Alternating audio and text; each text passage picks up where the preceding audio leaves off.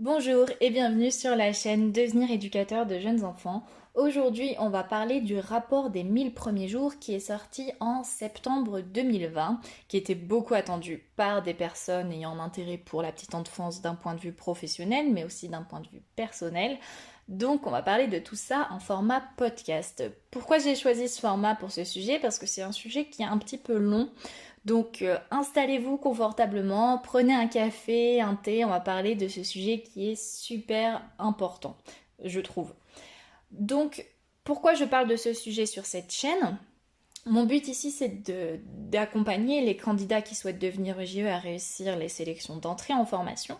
Et lors de ces épreuves de sélection, lors de l'oral, les jurys peuvent poser des questions sur l'actualité sociale, sur la culture sociale. Donc, quand on a ce genre d'informations, ça peut être quelque chose qui est apprécié par les jurys. Au-delà de ça, pour moi, c'est aussi quelque chose qui est une évolution assez importante dans la petite enfance et dans la vision qu'on en a, donc on voit dans quelle direction vont les volontés politiques, et c'est pour moi important de le partager au plus grand nombre. Donc je sais qu'il y a aussi des EJE en formation ou des EJE diplômés qui me suivent qui n'ont peut-être pas eu le temps de creuser ce sujet-là, donc c'est peut-être l'occasion ici dans ce podcast. Avant de commencer, je voulais juste vous rappeler que j'ai créé un plan d'action en 5 étapes pour se préparer aux sélections EJE. L'idée c'est de pouvoir se préparer depuis chez soi avec des exercices, des informations.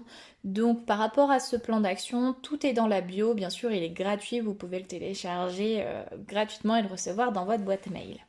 Alors sur ce sujet du rapport des 1000 premiers jours, on va parler de d'où il vient, de quel en est son but, qu'est-ce que c'est. On va parler des axes de travail qui ont été faits et les grandes lignes, les sujets qui sont abordés aujourd'hui.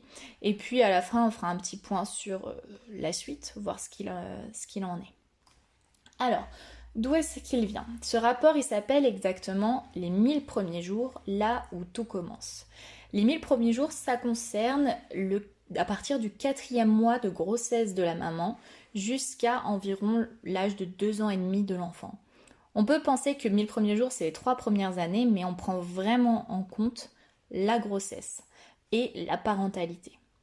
Donc c'était une volonté du président Emmanuel Macron d'avoir des actions pour l'enfance dans les actions publiques.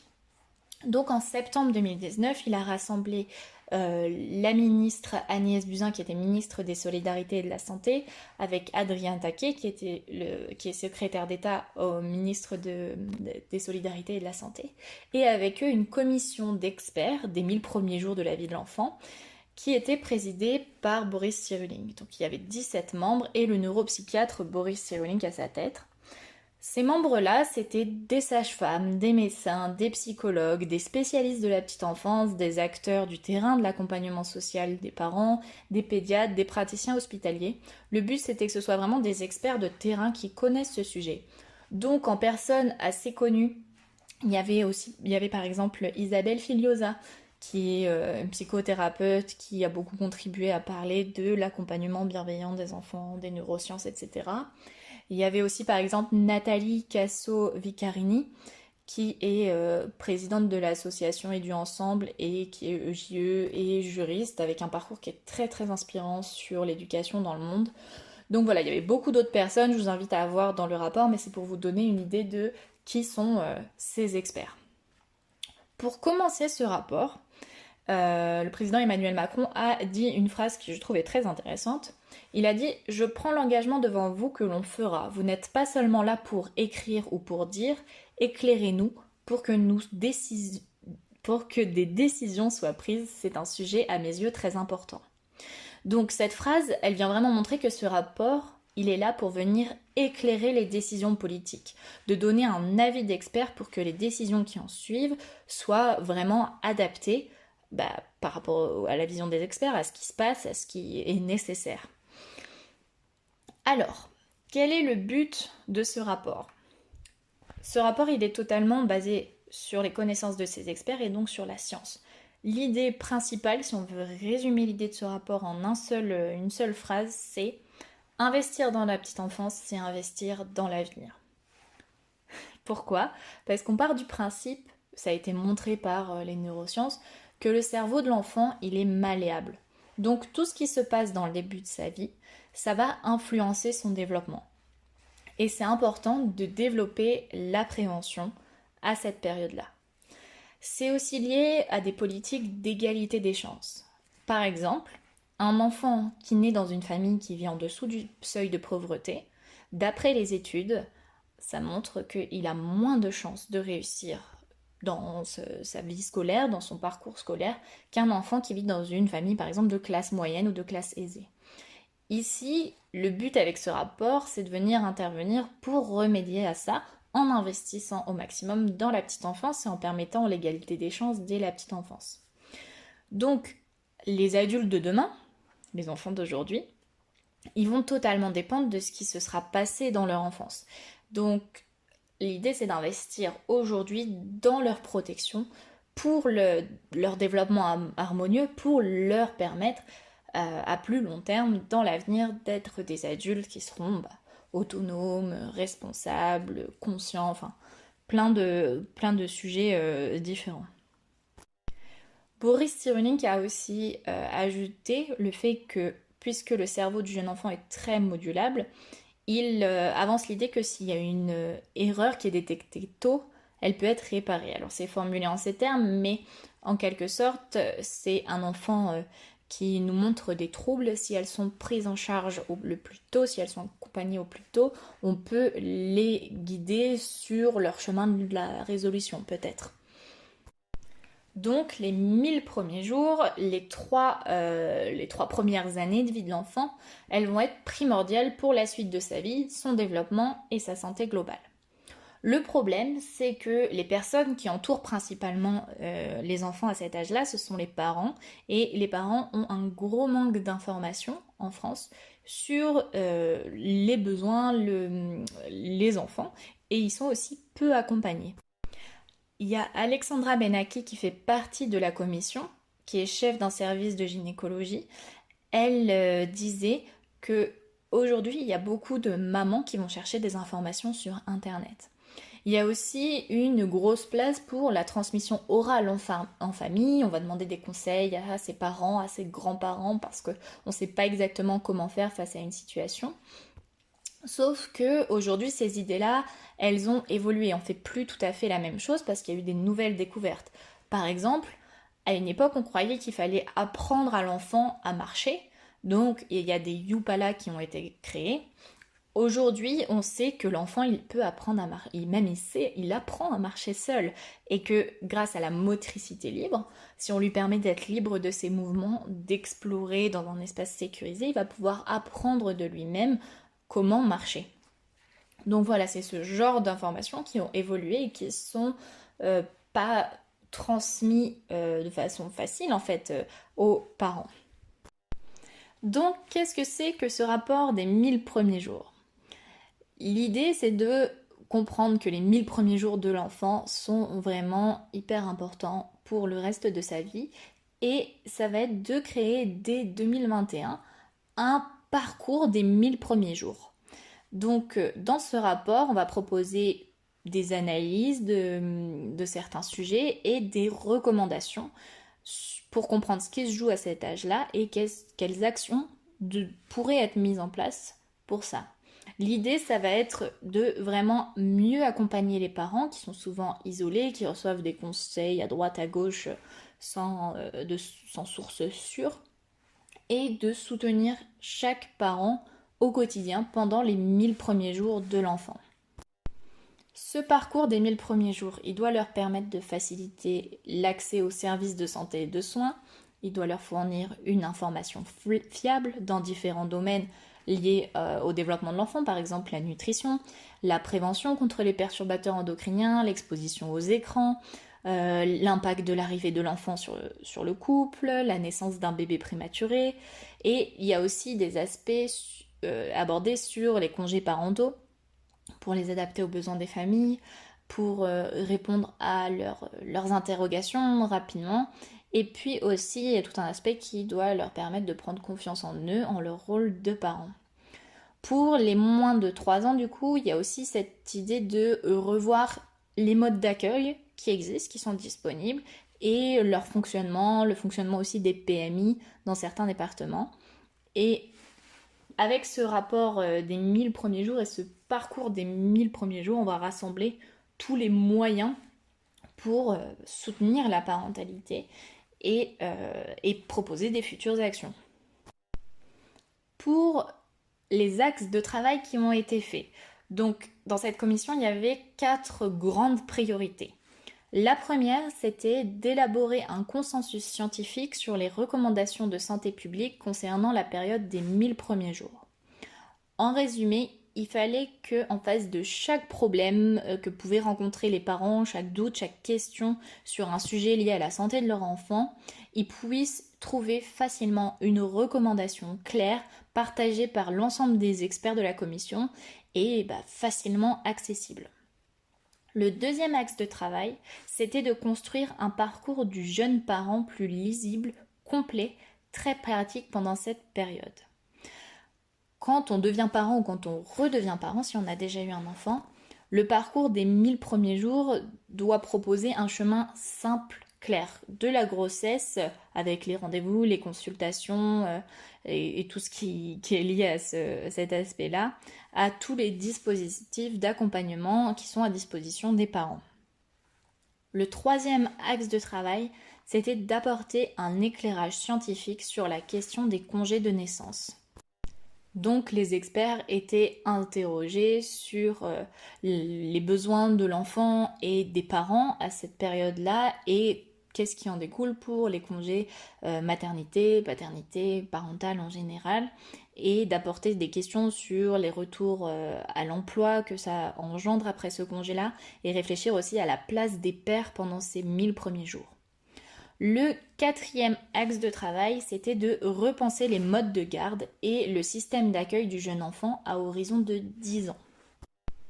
L'idée ici, c'était d'étudier comment vont pouvoir évoluer les structures d'accueil des jeunes enfants et de voir quel nombre de places sera nécessaire pour l'avenir, comment on accompagne les enfants dans ces lieux-là, comment on leur permet de s'éveiller, de se sociabiliser. Aussi, il y avait tout un aspect sur la formation professionnelle et puis la connaissance pour les parents de quels sont les modes de garde disponibles pour eux. Donc ça, c'était les axes de travail de départ et de là, on a découlé le rapport. Donc ce rapport, bien sûr, je vous mets le lien dans la description et je vais vous en parler en grandes lignes sur les 5 grandes thématiques qui ont été abordées dedans. Donc la première, ça a été formuler un discours de santé publique cohérent pour les 1000 premiers jours. Dans cette partie-là, ils abordent des sujets sur le développement de l'enfant, donc tous les aspects de son développement, cognitif, social, intellectuel. On parle aussi dedans d'attachement, des liens d'attachement, du jeu, de l'importance de l'environnement, le sommeil, l'alimentation, tous ces grands traits-là du développement de l'enfant. On parle aussi de la dépression postpartum, des violences conjugales, des violences éducatives ordinaires et leur effet sur le développement de l'enfant. Et par rapport à tous ces sujets-là qui sont abordés, il y a ensuite des propositions qui sont faites sur la sensibilisation qui doit être faite, les actions qu'on peut faire à ce niveau-là, et des actions de prévention sur tous ces sujets-là. Donc si ça vous intéresse, je vous invite à aller voir plus profondément ce qui s'y dit, c'est vraiment super intéressant. La deuxième partie de ce rapport, elle s'appelle le parcours 1000 jours, proposer un accompagnement personnalisé aux parents. Donc dedans, on parle de ce parcours des 1000 jours et des actions qui peuvent être mises en place là-dedans. Donc par exemple, mettre à disposition des informations pertinentes et adaptées à chaque étape du développement de l'enfant, donc aux parents, que les parents puissent y avoir accès facilement. De promouvoir les séances de préparation à la naissance et à la parentalité pour vraiment être au fait sur ce qui attend les parents suite à cet événement-là. Et il y a aussi tout un travail sur le carnet de santé qui est abordé. Donc l'idée, c'est de créer un parcours sécurisant qui favorise l'écoute des parents. Et pour ça, il y a par exemple une idée d'action qui est de créer une personne qui est référent parcours et qui va pouvoir suivre les parents et répondre à leurs questions pendant les 1000 premiers jours, ou aussi il y a des actions par exemple comme l'accompagnement à domicile qui sont développées. En fait, la volonté dans cette partie-là, c'est de limiter l'isolement des parents et de prévenir l'épuisement parental. Par exemple, en créant aussi, il y a une action qui parle des groupes de parents de proximité. Il y a plein d'actions qui sont développées, qui sont vraiment hyper intéressantes et qui serviront de support aux futures politiques publiques, donc j'espère qu'elles seront vraiment écoutées. Il y a une autre action par exemple qui est la maison des 1000 jours, pour que ce soit un carrefour de rencontres et puis un lieu ressource, donc c'est des actions que je vous invite à aller lire pour comprendre tout ce qu'il en est et qui illustrent concrètement comment ce parcours des 1000 jours peut se mettre en place. Ensuite, la troisième partie de ce rapport, elle s'appelle Parcours 1000 jours, une réponse individualisée adaptée aux fragilités et spécificités de l'enfant et de ses parents. Dans cette partie-là, on parle des situations de fragilité et des actions qui peuvent exister et qui peuvent être mises en place dans ces situations-là. Alors, dans les situations de fragilité, il y a par exemple les prématurés, les enfants qui naissent prématurés et comment on prend en compte les parents pendant cette période-là, parce que c'est des soins particuliers, comment on leur donne toute leur place de parents. Il y a aussi tout l'aspect du handicap, de l'inclusion, des interventions précoces qui peuvent exister pour minimiser les troubles, du moins repérer les troubles, et en intervenant de façon précoce, on peut réduire les surhandicaps qui peuvent arriver ensuite si c'est pas pris à temps. On parle aussi des dépressions périnatales, des troubles psychiques qui peuvent atteindre les parents et comment on accompagne, comment on les soigne. On parle des situations de violence conjugale, comment on peut protéger, comment on peut prendre en charge les femmes, les enfants qui en sont victimes. Il y a tout un aspect aussi sur le soutien aux parents qui sont en situation de handicap et aussi sur les familles en grande précarité. Donc tout ça, c'est abordé dans cette troisième partie. Sur la quatrième partie, elle s'appelle les congés de naissance et les structures d'accueil, donner le temps et les espaces adaptés aux familles et à leurs jeunes enfants. Dans cette partie-là, il y a toute une partie qui explique l'importance de donner le temps nécessaire aux parents suite à l'accouchement et comment en action on peut repenser le congé de naissance, donc congé maternité, congé parental, mais aussi le congé paternité. Donc ça, c'est un sujet qui est actuellement en cours de changement. Et il y a toute une autre partie sur la qualité des modes d'accueil, donc en quoi c'est important l'enjeu de la qualité dans les lieux d'accueil et comment on peut renforcer cette qualité sur des axes de réflexion, des axes qu'on peut travailler sur le terrain. Par exemple, il y a une partie qui parle de la référence, la pratique de la référence. Et puis il y a tout un sujet aussi sur les formations professionnelles, comment on peut les améliorer, quelles actions en fait on peut créer pour qu'il y ait une vraie politique pour les formations professionnelles de la petite enfance. Et enfin, la cinquième partie de ce rapport, elle va encore plus loin, elle s'appelle Traduire cette ambition inédite dans la recherche, l'évaluation des pratiques et la formation des professionnels. Donc dedans, dans cette partie, on va vraiment parler d'investir sur la recherche fondamentale et appliquée, donc investir dans les recherches pour encore améliorer notre accompagnement des enfants dans les 1000 premiers jours. Il y a aussi une partie sur l'évaluation des pratiques et sur comment former les professionnels sur ces éléments clés qui sont abordés dans tout le rapport des 1000 premiers jours de l'enfant.